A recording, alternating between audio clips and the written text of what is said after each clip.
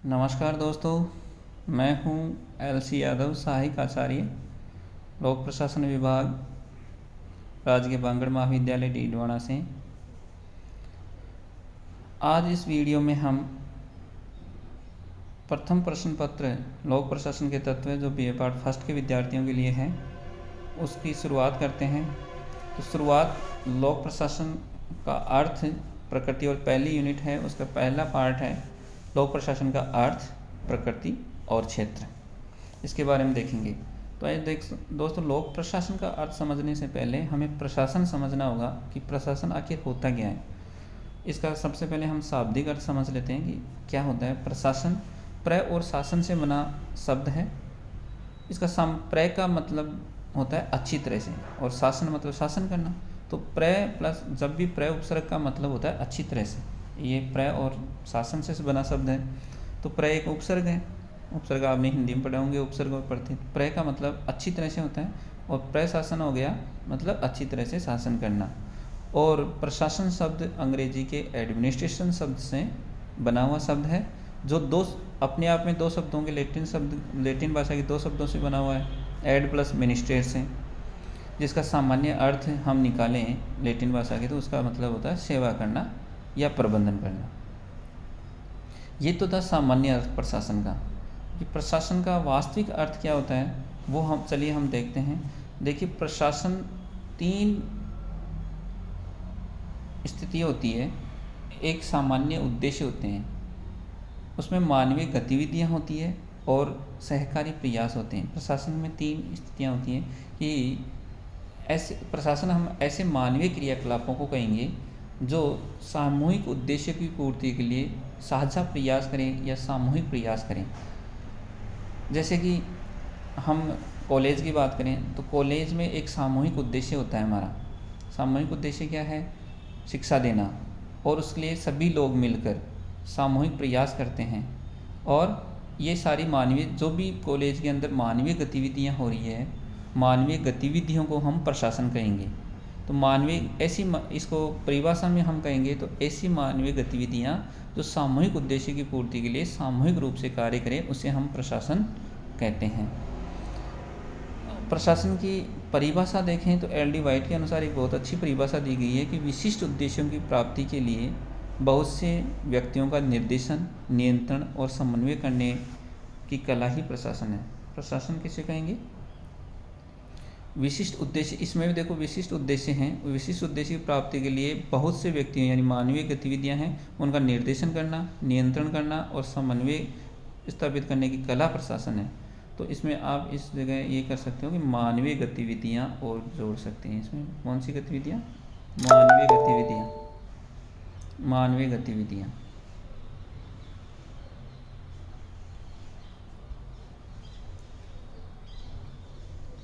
अब देखते हैं लोक प्रशासन क्या है। प्रशासन आप समझ गए, ऐसी मानवीय गतिविधियां जो सामूहिक उद्देश्य की पूर्ति के लिए सामूहिक रूप से प्रयास करें प्रशासन कहलाती है। प्रशासन में लोक शब्द और जुड़ गया तो लोक शब्द का सामान्य अर्थ हम सरकारी क्षेत्र से लेते हैं। जो सरकारी कार्यों से संबंधित हो उसे हम लोक कहते हैं। तो ऐसा प्रशासन जो सरकार से जुड़ा हो वो कौन सा कहलाएगा? लोक प्रशासन हो। जिसका स्वरूप कैसा हो? सार्वजनिक हो, जो बहुत से लोगों के हितों को प्रभावित करता हो, वो लोक प्रशासन होता है। इसका संबंध समाज से होता है, समाज के बहुत बड़े भाग से होता है। लोक प्रशासन में वे सभी क्रियाएं आती है जिनका संबंध सक्षम सत्ता द्वारा घोषित प्रशासकीय गतिविधियों को पूरा करना है। एल.डी. वाइट ने क्या कहा कि लोक प्रशासन में वे सभी क्रियाएं आती है जिनका संबंध सक्षम सत्ता द्वारा घोषित प्रशासकीय गतिविधियों को पूरा करना होता है। कि इसमें कहने का मतलब ये हुआ कि जो राजनीतिक या राजनेता होते हैं या हमारी कार्यपालिका होती है उसके द्वारा जो भी उद्देश्य घोषित कर दिए जाते हैं उनकी पूर्ति के लिए जो शासन प्रक्रिया जो कार्य करती है वो लोक प्रशासन, यानी कहने का मतलब ये होगा कि जो नौकरशाही के द्वारा जो कार्य किए जाते हैं वो लोक प्रशासन में लेते हैं। लेकिन वर्तमान समय में लोक प्रशासन का जो एरिया है वो व्यापक हो गया है। लोक प्रशासन में वो सभी गतिविधियां, जैसे कि हम एक टेलीकॉम इंडस्ट्री की बात करें, जैसे एयरटेल है, जियो है, वो बहुत सारे लोगों को प्रभावित कर रहा है। तो उसको भी हम जो गतिविधियां, ऐसी गतिविधियां जो बहुत से लोगों के हितों को प्रभावित करे या सार्वजनिक रूप से कार्य कर रही हो, उनको हम लोक प्रशासन में शामिल करेंगे। अब आप कहोगे कि ये तो प्राइवेट इंस्टीट्यूट है। हाँ, ये निश्चित रूप से प्राइवेट इंस्टीट्यूट है, लेकिन इनके ऊपर भी सरकार का नियंत्रण होता है, रेगुलेट करती है इनको। इनका जैसे इसके ऊपर हमें ट्राई बनाई हुई है, try telecom regulatory institute of India. तो ये ट्राई है authority of India, telecom regulatory authority of India, जो BSNL है। उसी तरह जो BSNL सरकारी उपक्रम हो गया, उसमें जियो है, रिलायंस है, या एयरटेल है, वोडाफोन है, इनको भी रूल और रेगुलेशन करेगी। इनका उनके लिए रूल बनाएगी और उनको रेगुलेट करेगी कि आप इतने से इतने के मध्य आपकी रेट रहेगी, या इससे ज़्यादा आप कर नहीं सकते। ग्राहकों को जहाँ हित प्रभावित होते हैं वहाँ अपने आप लोक प्रशासन आ जाता है। तो ये था लोक प्रशासन। मेरे ख्याल से आप समझ गए होंगे लोक प्रशासन में क्या होंगी, कि सरकारी क्षेत्र में होने वाला प्रशासन। और प्रशासन का मैंने पहले बताया, वो सभी मानवीय गतिविधियाँ जो सामूहिक उद्देश्य की पूर्ति के लिए सामूहिक रूप से कार्य करे, प्रशासन कहलाती है। और यही गतिविधि अगर सरकारी क्षेत्र में है तो वो लोक प्रशासन कहलाएगी। अब हमें आप कंफ्यूज होते होंगे कि शासन क्या होता है और प्रशासन क्या होता है। एक तो होता है शासन और एक होता है प्रशासन। तो शासन किसे कहेंगे और प्रशासन किसे कहेंगे, तो इसमें अंतर समझिए आप, कि जो भी हम निर्वाचित प्रतिनिधि जाते हैं, जैसे कि हमारे MLA यहाँ से चुनकर जाते हैं, वो शासन में शामिल करे जाएंगे। और जो आपने यहाँ पर आपके क्षेत्र में SDM देखा होगा, या कोई भी सरकारी कर्मचारी देंगे, वो प्रशासन में शामिल किया जाएगा। तो शासन का कार्य क्या होता है, शासन उच्च स्तरीय होता है, क्योंकि उनका कार्य नीति निर्माण करना होता है। जो कार्यपालिका जो बनती है, विधायिका जो बनती है, विधायिका नीतियों का निर्माण करती है, कार्यपालिका अनुशंसा करती है और विधायिका उसका निर्माण करती है। तो नीतियों का निर्माण करना इसका मुख्य कार्य है शासन का। जबकि नीति जो निर्माण हो गई उनका क्रियान्वयन करना, लोगों तक उसको पहुंचाना, उसका इम्प्लीमेंट करना, ये कार्य है वो प्रशासन का होता है। इनमें और क्या अंतर होता है, जो शासन होगा, जो शासन में बैठेंगे वो व्यक्ति आपको पता है वो अस्थायी होते हैं, 5 साल के लिए चुनकर जाते हैं। जबकि जो कार्यपालिका या प्रशासन में जो आते हैं, जो प्रशासन में आते हैं, वो जीवन पर्यंत 60 साल तक उनकी जब तक रिटायरमेंट एज नहीं होती तब तक वो प्रशासन में बने रहते हैं। तो ये इनकी प्रकृति, शासन की प्रकृति कैसी हो गई, अस्थायी हो गई, और प्रशासन की प्रकृति स्थायी हो गई। दूसरा है ये उच्च स्तरीय होता है। उच्च स्तरीय कैसे होगा, क्योंकि इसका कार्य नीति निर्माण, निर्देश देना होता है। एक तरह से नीतियों का निर्माण करके ये निर्देश देता है कि आपको इन नीतियों के तहत कार्य करना है। जबकि प्रशासन उन नीतियों को इम्प्लीमेंट करता है, उनका क्रियान्वयन करता है। तो आप समझ गए होंगे कि शासन एक उच्च स्तरीय हो गया और प्रशासन उसके अधीन हो गया, जो नीति निर्माण की गई उनका वो इम्प्लीमेंट करेंगे। नेक्स्ट, कार्य विशेषज्ञ नहीं। शासन में कार्य विशेषज्ञता नहीं होती और इनमें विशेषज्ञ ये लोग, क्योंकि ये अस्थायी होता है, शासन 5 साल के लिए आते हैं, तो उनमें विशेषज्ञता नहीं आ पाती। विशेषज्ञ कब होते हैं, जब किसी कार्य को बार बार हम करते हैं, बार बार हम करते रहते हैं, तो हमें उसमें विशेषज्ञता हासिल हो जाती है। और लोक सेवक जीवन पर्यंत 60 साल तक कार्य करते रहते हैं, तो इनमें विशेषज्ञता आ जाती है कार्य करने की। तो शासन विशेषज्ञ नहीं होता, बल्कि प्रशासन क्या होता है, विशेषज्ञ होता है। और शासक समझ गए होंगे आप, निर्णयकर्ता होंगे, निर्णय वही लेते हैं, पॉलिसी कैसे बनानी है उसके निर्णय करते हैं। जबकि पॉलिसी बनाने में आंकड़ों की आवश्यकता, उसमें जो भी किसी भी बात की आवश्यकता होती है, उसकी सहायता उनमें निर्णय बनाने में प्रशासन करता है। तो ये था शासन और प्रशासन में अंतर।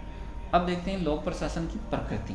लोक प्रशासन की प्रकृति को हम 2 भागों में बांट सकते हैं, समग्र प्रशासन, समग्र दृष्टिकोण और प्रबंधकीय दृष्टिकोण। समग्र दृष्टिकोण का अभिप्राय है कि लोक प्रशासन में जो कुछ भी हो रहा है, लोक प्रशासन में ऊपर से नीचे तक सभी गतिविधियों को इस लोक प्रशासन की प्रकृति, जो समग्र दृष्टिकोण है, उसमें शामिल किया जाता है। जैसे लोक प्रशासन में उच्च स्तर पर प्रबंधन होता है, तकनीकी होता है, नीचे स्तर पर लिपिकीय कार्य होते हैं, दस्ती कार्य होते हैं, उन सभी का योगदान हम लोक प्रशासन में मानते हैं, तो वो समग्र दृष्टिकोण में आता है। इस समग्र दृष्टिकोण के समर्थक एल.डी. वाइट और डिमोक थे मुख्य रूप से, कि प्रशासन ये नहीं है कि उच्च स्तरीय जो कार्य हो रहा है वही प्रशासन है। प्रशासन में सभी गतिविधियों को शामिल किया जाता है, चाहे वो उच्च स्तर की हो, चाहे वो निम्न स्तर की हो। और ये इससे अभिप्राय ये होगा कि प्रशासन अलग अलग संगठन में अलग अलग प्रकार का होगा। प्रशासन संगठन की प्रकृति पर निर्भर करेगा। संगठन अगर शिक्षा में कार्य कर रहा है तो उसकी प्रकृति अलग होगी, संगठन अगर स्वास्थ्य में कार्य कर रहा है तो उसकी प्रकृति अलग होगी। ये बताते हैं समग्र दृष्टिकोण वाले। अब है प्रबंधकीय दृष्टिकोण। प्रबंधकीय दृष्टिकोण के समर्थक हर्बर्ट साइमन, लूथर गुलिक, थॉमसन और स्मिथबर्ग थे। उन्होंने कहा कि संगठन के उच्च स्तर पर जो प्रबंधकीय गतिविधियां होती हैं उसी को हम लोक प्रशासन में शामिल करेंगे, और इसमें तकनीकी या नीचे की जो लिपिकीय स्तर की जो गतिविधियां होती है उसको हम शामिल नहीं करेंगे। और ये कहा कि ये संगठन की प्रकृति पर निर्भर नहीं करता लोक प्रशासन की प्रकृति। लोक प्रशासन हर जगह देखा जाएगा, चाहे वो सभी क्षेत्रों में जाए समान रूप से लागू होता है, चाहे वो किसी भी क्षेत्र का हो। शिक्षा के क्षेत्र में संगठन कार्य कर रहा हो, स्वास्थ्य के क्षेत्र में संगठन कार्य कर रहा हो, या संगठन लोक क्षेत्र में कार्य कर रहा हो या निजी क्षेत्र में कार्य कर रहा हो, सभी जगह लोक प्रशासन की प्रकृति एक जैसी होगी। उसकी प्रकृति यह है कि वो पोस्ट गॉर्ब जो थ्योरी दी थी लूथर गुलिक ने, उसके हिसाब से कार्य होगा। पोस्ट गॉर्ब से अभिप्राय है कि पोस्ट गॉर्ब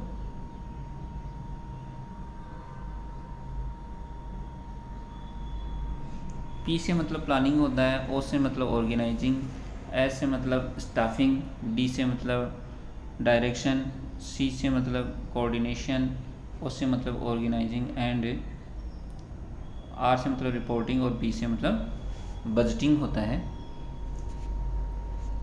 तो ये थ्योरी पोस्ट गॉर्ब हर जगह लगेगा, चाहे वो किसी भी क्षेत्र का संगठन क्यों न हो। ये कहती है प्रबंधकीय दृष्टिकोण। अब हम बात करते हैं प्रशासन के महत्व की, कि प्रशासन का क्या क्या महत्व है। तो प्रशासन, सरकार क्या है, सरकार कैसे काम करती है, ये हमें सरकार और जो समाज होता है हमारे तक या व्यक्तियों तक, समाज तक, ये कौन पहुंचाता है, ये प्रशासन ही पहुंचाता है। तो सरकार और समाज के मध्य एक पुल का काम करता है, क्योंकि नीति निर्माण सरकार करती है और उन नीति का क्रियान्वयन प्रशासन के द्वारा किया जाता है। तो दोनों के मध्य की एक योजक कड़ी हो गई प्रशासन। सरकार के कार्यों को संभव बनाना, सरकार नीति निर्माण कर देती है, डिसीजन मेकिंग के रूप में उनकी भूमिका होती है। लेकिन फिर ये इन कार्यों को कैसे करना है, ये सारा काम प्रशासन देखता है। सारे धरातल पर जो कार्य होते हैं वो प्रशासन के द्वारा किए जाते हैं। नीति निर्माण के क्रियान्वयन इनके द्वारा किया जाता है। जो लोक क्षेत्र के या हम कह सकते हैं सरकारी क्षेत्र के जो संसाधन है उनका संरक्षण करने की जिम्मेदारी प्रशासन की होती है। और उनका वितरण परिवर्तन का वाहक ये होता है कि कौन से व्यक्ति को कितना और कितनी मात्रा में लाभ मिलना चाहिए, इसकी जिम्मेदारी भी लोक प्रशासकों के ऊपर होती है। तो प्रशासन का इस क्षेत्र में महत्व है कि जो संसाधन है उनका वितरण एक सुव्यवस्थित तरीके से हो। इसके अलावा प्रशासन क्या है, एक स्थायी संगठन है जो निरंतरता बनाए रखता है। सरकार 5 साल के लिए रहती है, फिर 5 साल के बाद में चुनाव रहता है, लेकिन इस अवधि में भी सरकारी क्षेत्र की निरंतरता कौन बनाए रखता है, प्रशासन बनाए रख सकता है। तो प्रशासन एक महत्वपूर्ण योजक कड़ी के साथ साथ स्थायी संगठन देने में भी महत्वपूर्ण भूमिका निभाता है। तो ये था आज के लोक प्रशासन क्या है, लोक प्रशासन की क्या प्रकृति है, लोक प्रशासन के क्या महत्व है। Thank you so much.